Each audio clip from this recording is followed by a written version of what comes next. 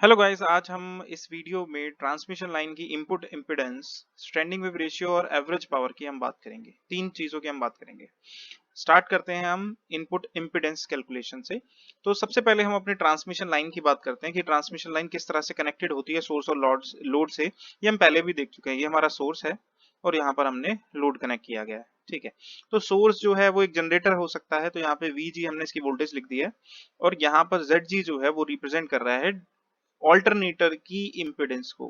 ठीक है, तो बेसिकली और उसके बाद यहाँ पर ट्रांसमिशन लाइन है और इसकी जो इम्पीडेंस है वो हमारी ट्रांसमिशन लाइन की इम्पीडेंस होगी। ठीक है, अब जितनी वोल्टेज यहाँ पर जनरेट हो रही है उसका कुछ ड्रॉप होगा इंटरनल रेजिस्टेंस में विच इज जनरेटर्स इम्पीडेंस। ठीक है, उसके बाद जो वोल्टेज बचेगी दैट इज V नॉट और इसी को हम इनपुट टू ट्रांसमिशन लाइन मानते हैं और इसीलिए हम यहाँ पर इनपुट इम्पीडेंस को यहाँ पर हम शो कर रहे हैं। ठीक है, इसके बाद तो इनपुट इम्पीडेंस क्या हो गई जनरेटर के बाद बेसिकली जो हमारे कंपोनेंट्स है, ट्रांसमिशन लाइन जहां से स्टार्ट होती है वहां से लेकर के लोड तक का इम्पीडेंस, इसमें लोड का इम्पीडेंस भी इंक्लूडेड होगा।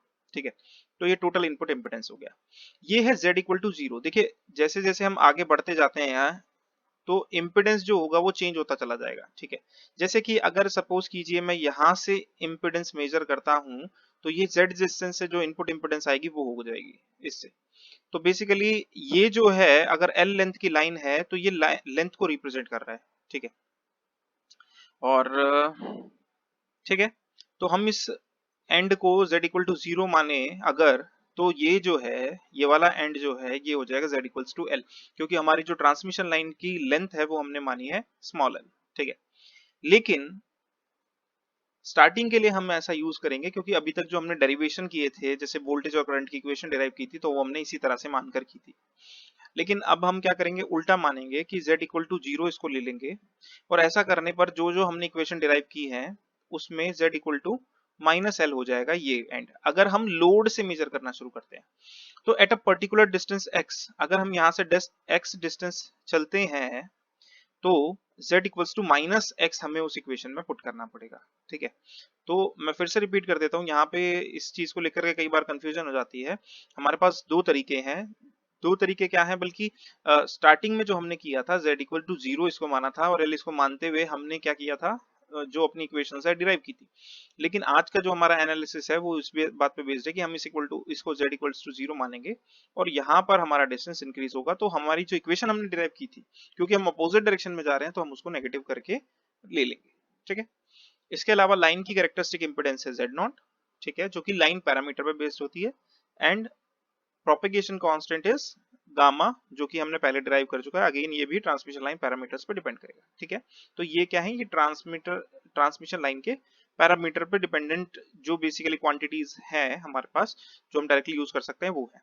ठीक है, इसके अलावा जो हमने डिराइव की थी इक्वेशन इस ट्रांसमिशन लाइन के लिए, तो VS और IS का S जो है वो फेजर फॉर्म को रिप्रेजेंट कर रहा है, उसका जो एक्सप्रेशन हमने डिराइव किए थे वो हमने ये डिराइव किए थे। ठीक है, तो ये इतना काम, यहाँ तक का काम जो है ये हम पहले से कर चुके हैं पहले से ऑलरेडी। इसके अलावा इसका हमारे टॉपिक से कोई खास लेना देना नहीं है, but for short numericals it may be useful sometimes.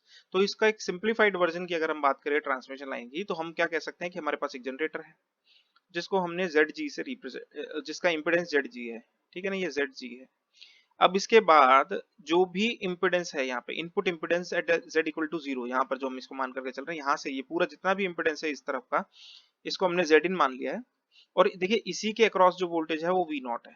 ठीक है, तो यहाँ पर आउटपुट वोल्टेज हमारी क्या होगी इसकी, इस डायग्राम के लिए V नॉट प्लस माइनस और I नॉट करंट यहाँ से हमारा फ्लो कर रहा है। ठीक है, ये करंट भी जो होता है वो डिस्टेंस के साथ चेंज होता है क्योंकि यहाँ पर शंट कंपोनेंट होते हैं और क्योंकि शंट कंपोनेंट होते हैं तो कुछ करंट जो होता है वो लीक होता रहता है।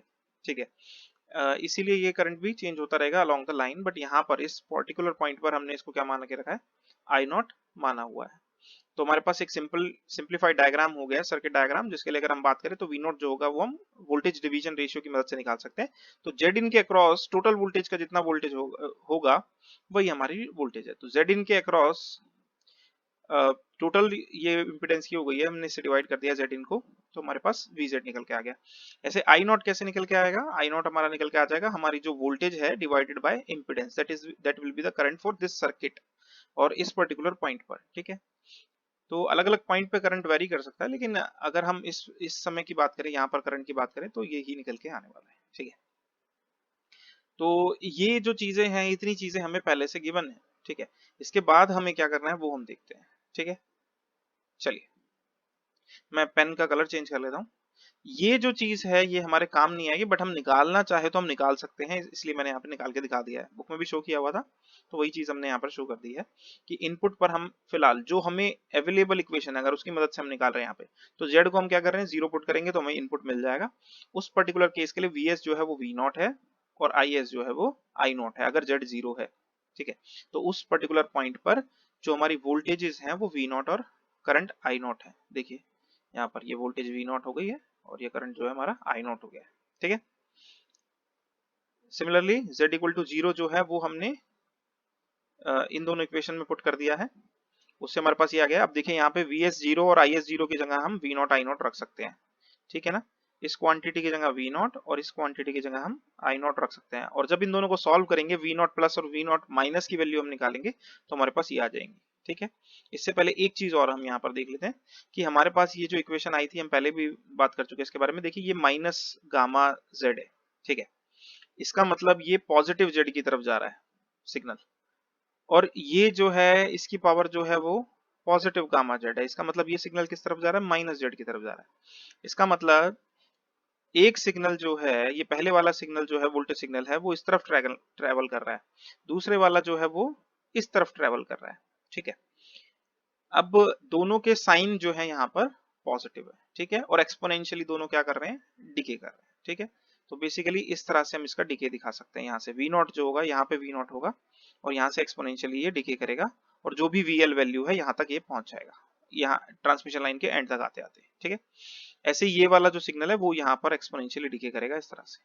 ठीक है, तो इसको हम ये सब डायग्राम्स हमें जरूरत नहीं है तो इसीलिए मैंने ड्रॉ किए भी नहीं है, बट एनीवेज आप अपनी नॉलेज के लिए इसको देख सकते हैं। पावर सिस्टम की किसी बुक में आपको मिल जाएंगे, किसी अच्छी बुक में आप देखेंगे तो वहां पर आपको ये सब डायग्राम्स इजीली मिल जाएंगे। ठीक है, ऐसे ही यहाँ पे करंट का है। करंट भी क्या है, एक सिग्नल, करंट सिग्नल जा रहा है पॉजिटिव एक्स की डायरेक्शन में और ये पॉजिटिव जेड की डायरेक्शन में, ये नेगेटिव जेड की डायरेक्शन में, और दो सिग्नल डिके हो रहे हैं, एक्सपोनेंशियली डिके हो रहे हैं। ठीक है, सॉरी पॉजिटिव वाला राइज होगा और ये वाला डिके होगा। ठीक है, जैसे जैसे जेड बढ़ेगा तो ये सिग्नल जो होगा ये बढ़ेगा। बढ़ने का मतलब वही है कि अगर इस एंड से देखा जाए तो ये घट रहा है और ये इस एंड से घट रहा है। ठीक है, तो एट किसी पर्टिकुलर पॉइंट पर इंस्टेंटेनियस वोल्टेज अगर आप निकालना चाहते हैं तो इन दोनों का सम आपको लेना पड़ेगा। ठीक है, क्योंकि ये दो वेव फॉर्म बनेगी हमारी।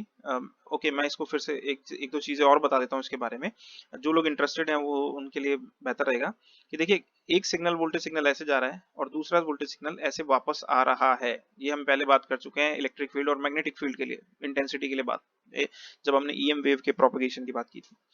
तो बेसिकली, और ये सिग्नल जो है लॉसी मीडियम होने के कारण क्या है, डिके हो रहा है। ठीक है, अब अगर हम बात करें दो वेव्स की, तो दो वेव्स का जब इंटरफेयर करती है, इंटरफेयर मतलब बेसिकली जब भी दो वेव्स साइमल्टेनियसली किसी मीडियम से गुजरने की कोशिश करती है सेम पॉइंट ऑफ स्पेस से एट सेम इंस्टेंट, तो वो क्या करती है, सुपर इम्पोज हो जाती है। और सुपरपोजिशन प्रिंसिपल से हम बता सकते हैं कि उनका बेसिकली इंटरफेरेंस से क्या रिजल्ट हमारा निकल के आएगा, तो रिजल्टेंट क्या होगा। तो यहाँ पर भी जो हमारा डिराइव करने के बाद एक्सप्रेशन आया वो इन दोनों का सम ही आया है, और वैसे भी अगर हम देखें लॉजिकली तो वो भी यही आना चाहिए था। ठीक है, तो वी नॉट माइनस जो है हमारी रिफ्लेक्टेड वेव को रिप्रेजेंट कर रही है टर्म, और वी नॉट प्लस वाली टर्म जो है हमारी वो इंसिडेंट वेव की को रिप्रेजेंट कर रही है ऐसी करंट के लिए। यहाँ पर नेगेटिव साइन आने का मतलब ये है कि ये जो वेव है जब ये रिफ्लेक्ट हुई है तो ये क्या हो गई है, 180 डिग्री फेज शिफ्ट आ गया है इसके अंदर। ठीक है, तो 180 फेज शिफ्ट क्या होता है, जैसे ये वेव ऐसे जा रही थी तो 180 फेज शिफ्ट होता है ये। ठीक है, तो वेव जो होगी वो पलट जाएगी। इस पर्टिकुलर केस में ऐसा नहीं होगा। तो ये सब चीजें हैं, आप डिटेल में स्टडी करना चाहते हैं, बेसिकली मैथमेटिक्स की नॉलेज है। अगर आपको मैथमेटिक्स बहुत अच्छे से आती है तो ये सब चीजें वैसे भी आपको बॉदर करने की जरूरत नहीं है, आप खुद से ही समझ सकते हैं इन सब चीजों को। और कई बुक में डायग्राम दिए होते हैं, कई में नहीं दिए होते हैं, किसी में कुछ कुछ डायग्राम दिए होते हैं, तो कई बार हम उन चीजों पर ध्यान नहीं देते हैं तो हमें थोड़ा कम कम समझ में आता है। लेकिन अगर आपको मैथमेटिक्स की नॉलेज अच्छी है तो ये सब चीजें आप अपने आप से इजीली कैलकुलेट कर सकते हैं, ठीक है। एनीवेज इससे हम वी नॉट और आई नॉट, वी नॉट प्लस और वी नॉट माइनस की वैल्यूज यहाँ पे कैलकुलेट कर सकते हैं, ठीक है। तो ये हमने कैलकुलेट किए, इसका हमारे आगे के डेरिवेशन में कोई यूज नहीं है, तो एज सच इसकी जरूरत नहीं है, इसको आप स्किप भी कर सकते हैं, ठीक है। नेक्स्ट है हमारा पास आउटपुट एंड की अगर हम बात करें, ठीक है ना, आउटपुट की अगर हम बात करें तो उस पर्टिकुलर केस में z इक्वल टू एल है। अभी हम उसी ढर्रे पे चल रहे हैं जो हमने इक्वेशन डिराइव की थी, उन्हीं इक्वेशन पे हम डायरेक्टली यूज कर रहे हैं, ठीक है। तो हमने vs z की जगह पे क्या रख दिया है, l रख दिया है यहाँ पे, ठीक है। तो v उस l डिस्टेंस पर जो वोल्टेज होगी वो ड्रॉप होती होती कितनी हो जाएगी, vl हो जाएगी। vl मतलब लोड वोल्टेज और ये लोड करंट, ठीक है। करंट भी जितना भी ड्रॉप होगा या राइज होगा वो होकर के ये हमारा बन जाएगा, ठीक है। तो वोल्टेज ड्रॉप होगी या राइज होगी बेसिकली ये डिपेंड करेगा टाइप ऑफ लोड पे, तो वो आगे भी हम देख सकते हैं ट्रांसमिशन लाइन के और फर्दर एनालिसिस में। तो आपने सुना होगा फेरेंट इफेक्ट के टाइम पे वोल्टेज बढ़ जाती है, नॉर्मल लोडिंग के टाइम पे वोल्टेज घट जाती है, इनपुट वोल्टेज से कम होती है voltage, transmission voltage, and so on and so fourth. Similarly हमने क्या करा है, जो हमारे पास इक्वेशन थी उनमें हमने बस z की जगह पर l रख दिया है, और ये जो पैरामीटर्स हैं ये हो जाएंगे vs, l जो हो जाएगा वो हो जाएगा vl, और ये हो जाएगा il। और इन दोनों को रखने के बाद हम वापस से v नॉट i नॉट की वैल्यू निकाल सकते हैं। देखिए पहले वाले जो हमने निकाला और अब वाले में डिफरेंस ये है कि अब ये लोड पैरामीटर के टर्म्स में आया है, v नॉट प्लस की वैल्यू और v नॉट माइनस की वैल्यू, और इस केस में हमें इनपुट टर्मिनल पे कितनी वोल्टेज और करंट था उसकी टर्म्स में यहाँ पे वी नॉट प्लस और आई नॉट, वी नॉट माइनस की वैल्यू की जरूरत पड़ी। तो क्योंकि हमें इसकी जरूरत नहीं पड़ेगी डेरिवेशन में तो इसलिए इसको स्किप कर सकते हैं, ठीक है ना। हमें लोड की टर्म्स में हम बात करेंगे, तो इसलिए ये हमें थोड़ा सा ध्यान रखना है, ठीक है। अब इसी को एक चीज और देख सकते हैं हम यहाँ पर, जब हम लोड एंड से एनालिसिस शुरू करेंगे तो हम इस जो हमने z की जगह l पुट किया है ना, तो हम z की जगह 0 पुट करेंगे, ठीक है। देखिए इसको फिर से समझ लीजिए, कंफ्यूजन की कोई बात ही नहीं है इसमें।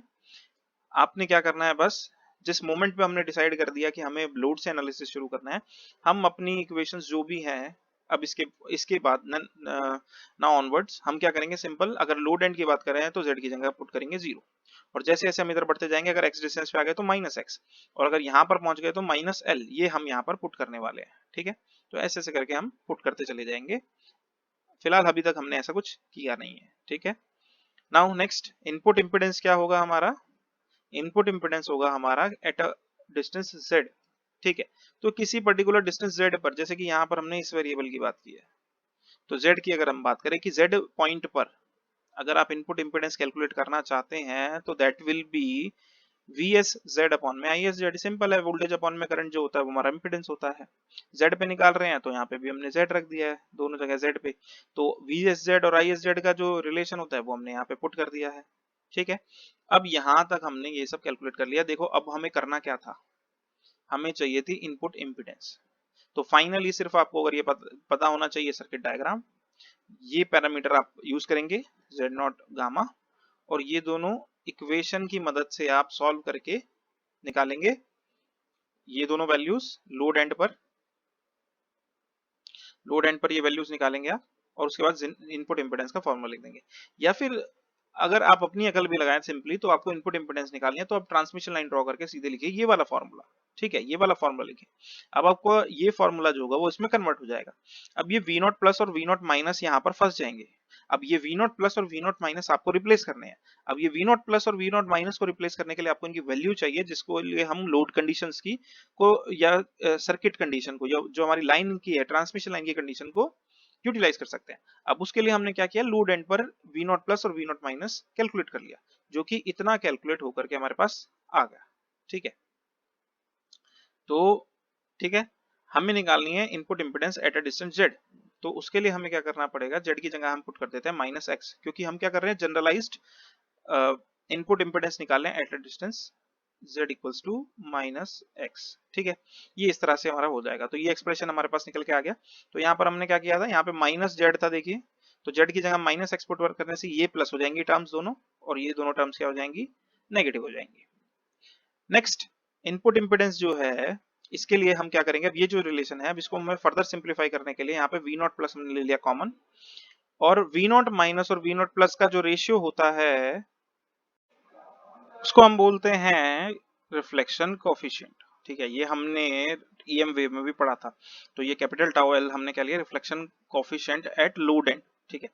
तो बेसिकली ये क्या बताता है, ये इंफॉर्मेशन हमें देता है कि कितना पार्ट रिफ्लेक्ट हुआ। उसके लिए हम क्या करते हैं कि कितना पार्ट रिफ्लेक्ट हुआ डिवाइडेड बाय कितना पार्ट था, इंसिडेंट वाला जो पार्ट था, उससे हमें आइडिया लगता है। जब वो उसका रेशियो निकल के आएगा तो हमें पता चलेगा कि कितना पार्ट रिफ्लेक्ट हुआ। जैसे अगर इसकी वैल्यू आती है 0.5 तो इसका मतलब half of the part is reflected, ठीक है।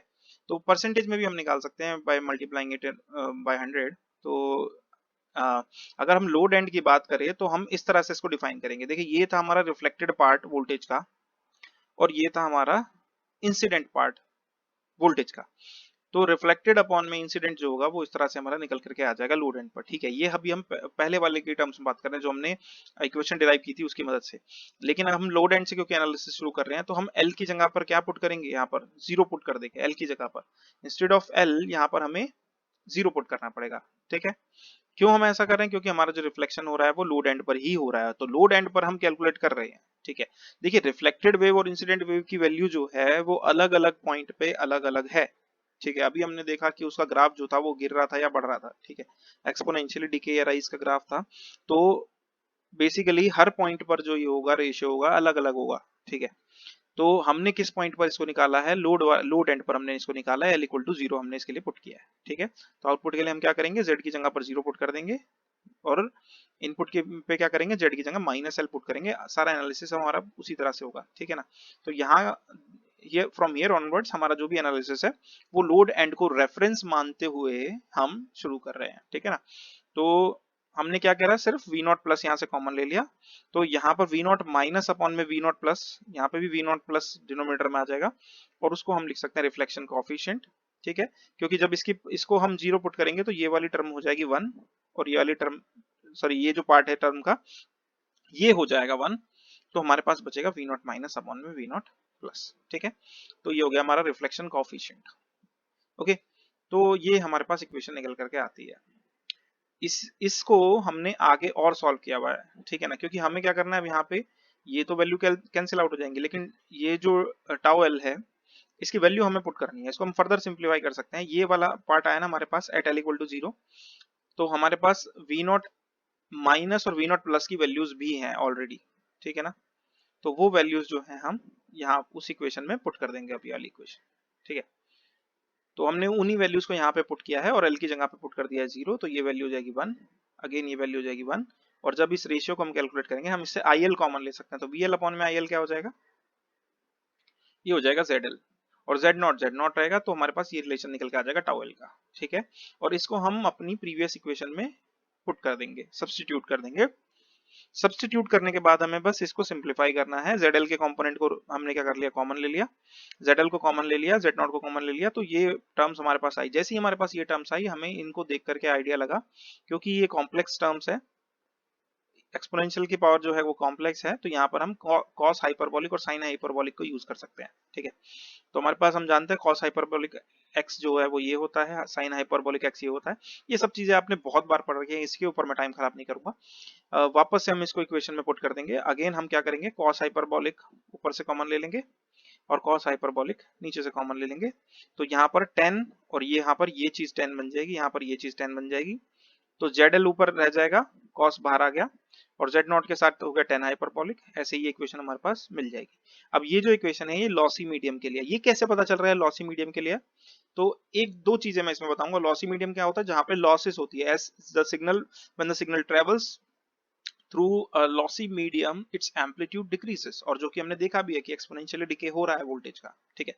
तो इस तरह के मीडियम को हम लॉसी बोलते हैं। अब इस इक्वेशन को देख के कैसे पता चल रहा है, तो वो हमें सिंपली पता चल रहा है गामा की मदद से। तो गामा जो होता है वो अल्फा प्लस जे बीटा होता है, जहां भी अल्फा नॉन जीरो होगा और हमारी जो इक्वेशन होगी उसमें अल्फा हमने कंसीडर किया हुआ होगा, वो इक्वेशन हमारी लॉसी मीडियम के लिए होगी, ठीक है। अगर हम इससे लॉसलेस लाइन के लिए निकालना चाहते हैं तो हम x की जगह, सॉरी गामा की जगह पर सिर्फ सिंपली क्या पुट कर देंगे, जे बीटा पुट कर देंगे। उससे हमें निकल के आ जाएगा कि लॉसलेस लाइन के लिए कितना होगा इनपुट इम्पीडेंस, ठीक है। तो ये हमने एक केस कंसीडर कर लिया है, इसमें हमने ये लिख लिया है, ठीक है। अगेन 10 हाइपरबोलिक जे थीटा जो होता है उसको हम लिख सकते हैं, जे हम उसके लिए बाहर ले सकते हैं और थीटा ही आ जाएगा। ऐसा हम क्यों कर रहे हैं, ऐसा हम सिर्फ इसलिए कर रहे हैं क्योंकि ये कैलकुलेशन में इजी रहेगा, क्योंकि 10 थीटा की वैल्यू हमें इन जनरल थोड़ा पता होता है इजीली, हाइपरबोलिक में हमें थोड़ी सी दिक्कत रहती है, that is why we are doing this. Anyway we can represent in both the cases. ठीक है, अच्छा अब देखिए ये सिग्नल आ गया हमारे पास। वापस से ये चीज मैंने यहाँ पर फिर से लिखी है कि इनपुट के लिए आपको x equal to L put करना है और यहाँ पर आउटपुट के लिए x इक्वल टू 0 पुट करना है। यहाँ पे माइनस का साइन नहीं लगाना है क्योंकि ऑलरेडी डेरिवेशन करते वक्त, ये डेरिवेशन करते वक्त हमने यहाँ पर ये पुट कर दिया है। तो यहाँ से जो एनालिसिस है वो हमारा ऑलरेडी सॉर्टेड हो चुका है, वो लोड एंड से कंसीडर हो रहा है। तो जो भी वैल्यू रखनी है अब आप x की सीधे आप डायरेक्टली पुट करेंगे और आंसर कैलकुलेट कर लेंगे। ठीक है, तो this was the input impedance. ठीक है, और लॉसी मीडियम के लिए अगर आप कैलकुलेट करना चाहेंगे विच इज जनरलाइज्ड केस, ठीक है, लॉसलेस में तो क्या होगा, हम अल्फा वाला पार्ट 0 मान रहे हैं।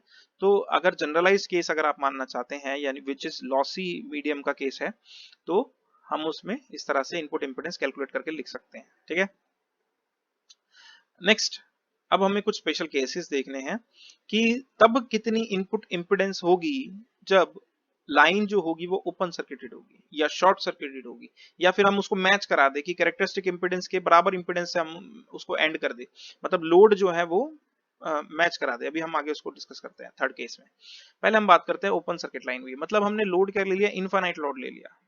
ओपन सर्किट का मतलब होता है हमने उसको बंद ही नहीं किया है, लोड कनेक्ट ही नहीं किया है, ओपन छोड़ दिया लाइन को।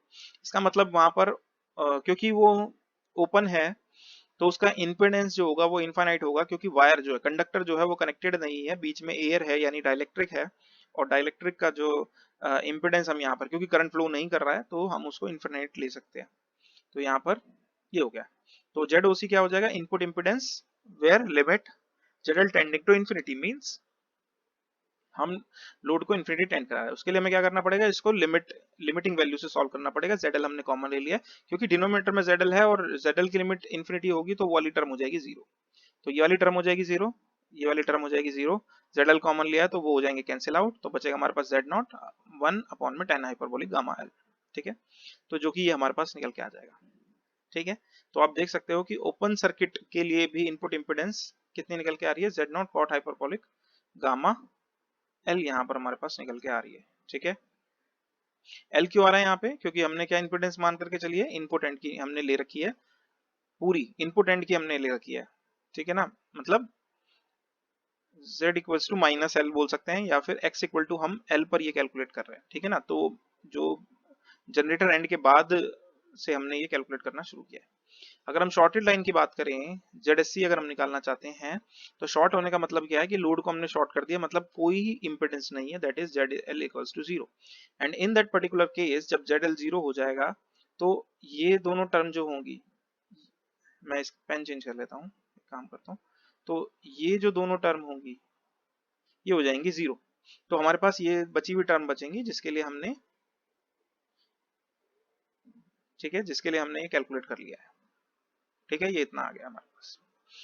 अगर आप इन दोनों एक्सप्रेशन को ध्यान से देखें तो एक में आ रहा है Z0 cot हाइपरबोलिक फंक्शन और एक में आ रहा है tan hyperbolic function. cot hyperbolic और tan हाइपरबोलिक एक दूसरे के रेसिप्रोकल होते हैं, तो मतलब इन दोनों को अगर मल्टीप्लाई कर दिया जाए तो ये दोनों फंक्शन हो जाएंगे खत्म। तो इन दोनों रिलेशन से हम बोल सकते हैं कि अगर आप ZSC की मल्टीप्लाई कर देंगे ZOC से तो आपको क्या मिल जाएगा, Z0 स्क्वायर मिल जाएगा।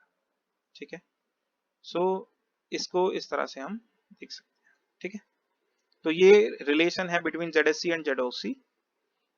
नेक्स्ट मैच लाइन की बात करते हैं। मैच लाइन मैच करा दी हमने, कैसे मैच कराई है इसको, हमने ZL को एंड किया है, मतलब लोड हमने इतना ही लिया है जितना कि उसकी कैरेक्टरिस्टिक इंपीडेंस है लाइन की। ठीक है, तो उस पर्टिकुलर केस में क्या हो जाएगा, ZL की जगह पर भी Z0 रख देंगे, ZL की जगह पर भी Z0 रख देंगे और ऊपर वाला न्यूमरेटर और डिनोमिनेटर दोनों हो जाएंगे सेम, तो मैच के लिए क्या हो जाएगा, Z0 ही हो जाएगा इंपीडेंस। ठीक है, तो इनपुट इंपीडेंस क्या हो जाएगा, Z0 के बराबर ही हो जाएगा हमारा। नेक्स्ट इनपुट इंपीडेंस की हमने बात कर ली है, थोड़ा सा और हम इसका केस देखेंगे आगे। उससे पहले हम यहाँ पर एक बार स्टैंडिंग वेव रेशियो को डिफाइन कर लेते हैं। तो स्टैंडिंग वेव रेशियो हमारा क्या होता है, मैक्सिमम वोल्टेज अपॉन में मिनिमम वोल्टेज। ये क्या है, हमारा वोल्टेज जो हो रही है वो डिके हो रही है या राइज हो रही है बेसिकली। तो मैक्सिमम और मिनिमम का जो रेशियो है वोल्टेज का या करंट का जो मैक्सिमम और मिनिमम का रेशियो है ये बराबर ही आता है, और ये बराबर होता है हमारा स्टैंडिंग वेव रेशियो के लिए। सेम इसी तरह से हमने इलेक्ट्रिक फील्ड के रेशियो और मैग्नेटिक फील्ड इंटेंसिटी के रेशियो की टर्म्स में डिफाइन किया था EM वेव्स में।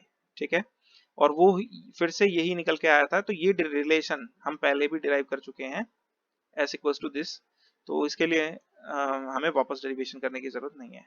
ठीक है, नेक्स्ट जेड नोट जो होगा, कैरेक्टरिस्टिक इंपीडेंस क्या होती है, वो क्या होता है, किसी भी पर्टिकुलर पॉइंट पर, किसी भी पर्टिकुलर पॉइंट पर वोल्टेज और करंट का रेशियो। तो हम अगर मैक्सिमम मिनिमम की टर्म्स में लिखना चाहें तो मैक्सिमम अपॉन में मैक्सिमम, यानी वोल्टेज मैक्सिमम अपॉन में करंट मैक्सिमम, मिनिमम अपॉन में मिनिमम, वोल्टेज मिनिमम अपॉन में करंट मिनिमम। इसके अलावा किसी पर्टिकुलर पॉइंट z पर भी आप इसको लिख सकते हैं कि vz अपॉन में iz, ऐसे भी इसको हम निकाल सकते हैं। लेकिन यहाँ पर क्योंकि हम मैक्सिमम मिनिमम की टर्म्स में बात करें तो हम ऐसे ही लिखते हैं। ठीक है, तो मिनिमम जो इम्पीडेंस हमारी निकल के आएगी इनपुट, और मैक्सिमम जो निकल के आएगी वो हम यहाँ लिख सकते हैं। तो मिनिमम इम्पीडेंस क्या होगी, v मिनिमम अपॉन में i मैक्सिमम, ये मिनिमम है क्योंकि ये टर्म हो गई मिनिमम, डिनोमिनेटर हो गया मैक्सिमम, तो इससे मिनिमम तो हो नहीं सकती है। ऐसे ही इससे मैक्सिमम नहीं हो सकता है जब वो न्यूमरेटर मैक्सिमम ले लिया और इसको मिनिमम ले लिया। नेक्स्ट हमने क्या करा है, इस दोनों को v मिनिमम से डिवाइड कर दिया, यहाँ पे v मैक्सिमम से डिवाइड कर दिया, वो हम सेम टर्म से डिवाइड कर ही सकते हैं, सिंपल मैथमेटिक्स है। ये वाला जो रेशियो हो गया वो 1/s बन जाएगा। ठीक है, आप ऊपर देख सकते हैं v max upon v min क्या है, s है, तो v min upon v max 1/s हो जाएगा। सिमिलरली z नॉट क्या था हमारा, v max अपॉन में i max, तो i max अपॉन में v max 1/में z नॉट हो जाएगा, तो ये हमारे पास आ गया। सिमिलरली इसको सॉल्व करेंगे तो s टाइम्स z नॉट आ जाएगा। ठीक है, तो आप यहां से भी रिलेशन निकाल सकते हैं कि इनपुट मिनिमम और इनपुट मैक्सिमम इम्पिडेंस का प्रोडक्ट भी जब आप निकालेंगे तो वो भी z नॉट स्क्वायर के बराबर आ रहा है। ठीक है, ये भी हम देख सकते हैं यहाँ पे। ठीक है, नेक्स्ट फिर से हम short circuit line, open circuit line और मैच लाइन देखेंगे।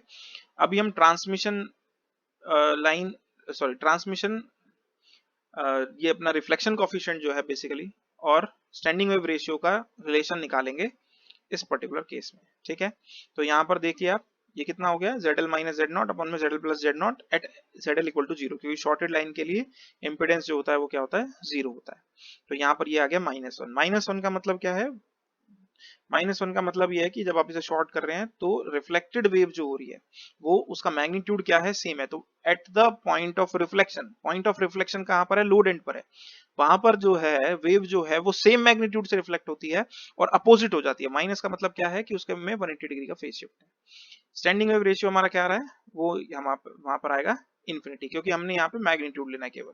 ठीक है, सिमिलरली अगर हम यहाँ पर ओपन सर्किटेड लाइन के लिए निकाल सकते हैं कि रिफ्लेक्शन हो रहा है, पूरा पूरा रिफ्लेक्शन हो रहा है, जितना वेव था एम्पलीट्यूड, सेम एम्पलीट्यूड से रिफ्लेक्ट हो रही है, और लेकिन सेम फेज में रिफ्लेक्ट हो रही है। फेज डिफरेंस क्या आ रहा है, जो 0 है। अगेन स्टैंडिंग वेव रेशियो ऐसे केस के लिए कितना आता है, इन्फिनिटी आता है।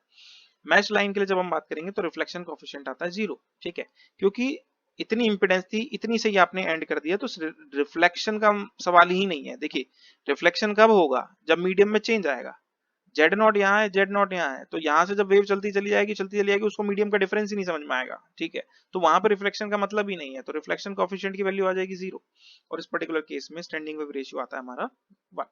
ठीक है, तो अब यहाँ से आप देख भी सकते हैं कि जेड जो टाउ एल है, जैसे जैसे 0 से 1 की तरफ बढ़ता है, ऐसे ऐसे यहाँ से ये जो वैल्यू है ये 1 से घटनी शुरू हो जाती है और इन्फिनिटी की तरफ जाती है, एस स्टैंडिंग वेव रेशियो जो होता है। ठीक है, ये हम पहले ही डिराइव कर चुके हैं, ऊपर ही हमने देख लिया था ये रिलेशन। ठीक है, अब नेक्स्ट लास्ट टॉपिक है हमारा एवरेज पावर, इनपुट पावर। मैं बहुत जल्दी जल्दी बोल रहा हूँ क्योंकि सिर्फ मैथमेटिकल कैलकुलेशन है, सर्किट की नॉलेज है, ऐसा चीज में इतना कोई इन्वॉल्वमेंट की जरूरत नहीं है, बस अगर आपकी कैलकुलेशन अच्छी है तो you can do it easily. ठीक है, ये एवरेज पावर का फॉर्मूला हमने पॉइंटिंग थ्योरम और पॉइंटिंग वेक्टर जब हमने डिस्कस किया था, वो तब भी हमने ये फॉर्मूला देखा था। बस हमने यहाँ पे ES और HS कॉन्जुगेट रखा था, जिसकी जगह पर हम VS IS रख रहे हैं, क्योंकि हमने अपने सिग्नल्स को ट्रांसफॉर्म कर लिया। अगर आपको याद हो, ट्रांसमिशन लाइन के फर्स्ट लेक्चर में हमने देखा था या सेकंड लेक्चर में कि वोल्टेज और करंट सिग्नल में हम कन्वर्ट कर सकते हैं इलेक्ट्रिक और मैग्नेटिक फील्ड को रेस्पेक्टिवली। ठीक है, जैसे कि V जो होता है वो किसके बराबर होता है, E डॉट DL माइनस का साइन, और हमारे पास I जो होता है वो क्या होता है, H डॉट DL, ये हमारा Ampere's law, ampere circuital law से हमने निकाला था। तो बेसिकली हमने क्या करा है, बस ES और HS को रिप्लेस कर दिया है VS और IS से, तो फॉर्मूला चेंज नहीं होगा।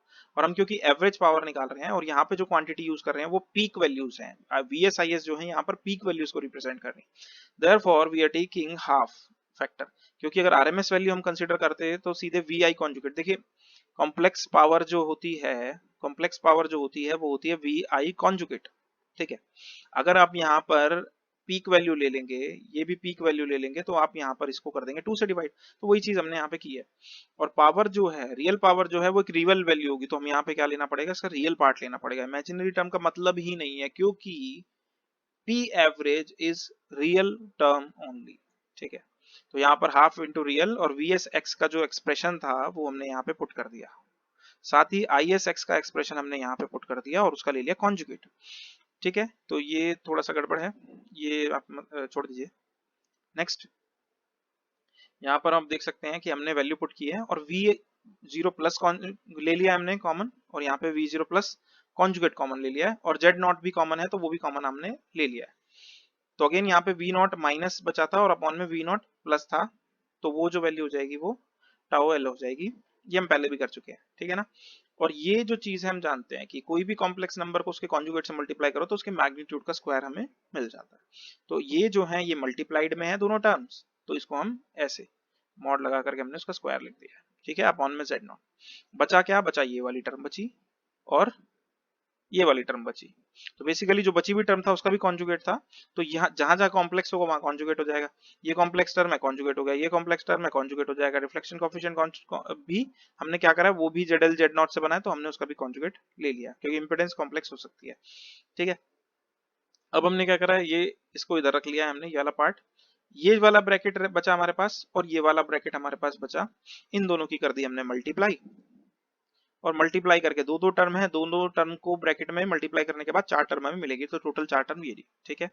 नेक्स्ट हमें पता है कि अगर किसी को उसके कॉन्जुगेट से सम किया जाए, किसी कॉम्प्लेक्स नंबर को उसके कॉन्जुगेट में सम किया जाए तो 2 टाइम्स रियल पार्ट मिलता है, ऐसे ये घटाने पर हमें मिलता है 2 टाइम्स इमेजिनरी पार्ट, ठीक है। तो यही कॉन्सेप्ट यहाँ पर भी हम यूज करेंगे। हमें क्या चाहिए, रियल पार्ट चाहिए ना, ठीक है। और हमें सिंप्लीफाई भी करना है। देखिए यहाँ पर गामा है और गामा कॉन्जुगेट है, गामा क्या होगा, अल्फा प्लस जे बीटा, गामा कॉन्जुगेट क्या होगा, अल्फा माइनस जे बीटा। तो अगर इन दोनों को ऐड करना है तो घट जाएगा, 2 अल्फा बचेगा, तो यहाँ पर 2 अल्फा एक्स बच गया हमारे पास पहली टर्म। दूसरी टर्म है ये, तो कॉफिशिएंट को तो हमने एज इट इज रहने दिया, यहाँ से x कॉमन लेंगे, दोनों को सब्ट्रैक्ट करेंगे तो हमारे पास क्या बचेगा, इमेजिनरी टर्म, ठीक है, ये आ गई। ऐसे ही यहाँ पर ये चारों टर्म हमने कैलकुलेट कर ली है।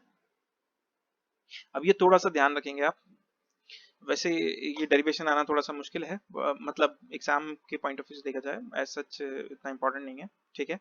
अब इसको सॉल्व करने के लिए ना मैं आपको जो सजेशन दूंगा वो ये सजेशन दूंगा कि आप इसको माइनस जेड कॉन्जुगेट ई की पावर जे थीटा और प्लस जेड ई की पावर माइनस जे थीटा मान करके सॉल्व कर लो, बस ये सिंपलीफाई करने के लिए, समझने के लिए कि आपको पता चल जाएगा। तो ये माइनस जेड का मतलब क्या हो गया, यहाँ पे ये जो होगा ये टूटेगा, बेसिकली इसको, इसका क्या होगा, इसका एक रियल पार्ट होगा, इसका इमेजिनरी पार्ट होगा, इमेजिनरी पार्ट नेगेटिव होगा, ठीक है। इन दोनों के रियल और इमेजिनरी पार्ट जो होंगे वो सेम होंगे, बस इमेजिनरी पार्ट के साइन का डिफरेंस आएगा कॉन्जुगेंट की वजह से, और एक माइनस का साइन यहाँ पर है। जब आप इन दोनों को ओपन करके देखेंगे, और इस टर्म को हम कैसे ओपन कर सकते हैं, कॉस थीटा प्लस जे साइन थीटा, इसको हम कैसे ओपन कर सकते हैं, कॉस थीटा माइनस जे साइन थीटा, ठीक है। और जब इनकी वैल्यूज रखेंगे, इसको आप मान ले सकते हैं, माइनस हो गया बाहर x माइनस जे वाई मान लीजिए, चलिए इसको इसको मान लीजिए x प्लस जे वाई मान लीजिए, यहाँ पे प्लस का साइन है। इनको सॉल्व करके देखेंगे तो रियल पार्ट कैंसिल आउट हो जाएंगे, केवल इमेजिनरी पार्ट बचेगा इसका, ठीक है, इमेजिनरी पार्ट। और हमें क्या चाहिए, यहाँ पर देखिए जरा, हमें चाहिए केवल रियल पार्ट, क्योंकि हमें क्या चाहिए, सिर्फ रियल पार्ट चाहिए, तो ये टर्म का तो कोई मतलब ही नहीं है, तो ये वाली जो पूरी टर्म हो जाएगी ये हमारे लिए यूजलेस है, it will be treated as zero, ठीक है, इसको लेने की जरूरत नहीं, ये अप्रोक्सीमेशन नहीं है, ये जीरो हो ही रहा है, ठीक है, क्योंकि यहाँ पे रियल पार्ट चाहिए हमें, और बचा हुआ जो पार्ट है वो हमने यहाँ पे लिख दिया है, ठीक है। तो ये हमारी पावर हो गई, ठीक है। अब इसमें फिर से देखिए अल्फा की टर्म आ रही है, that means this is the average power expression for a lossy line. अगर आप लॉसलेस लाइन के लिए ये चीज कैलकुलेट करना चाहते हैं तो you have to put alpha is equals to 0 for which this average power will become this much. तो यहाँ पर इस तरह से हम इसको डिराइव कर सकते हैं। Okay, thank you so much. अगर आपको कोई डाउट है इसमें तो आप कमेंट कर सकते हैं। We will meet in our next lecture. Thank you.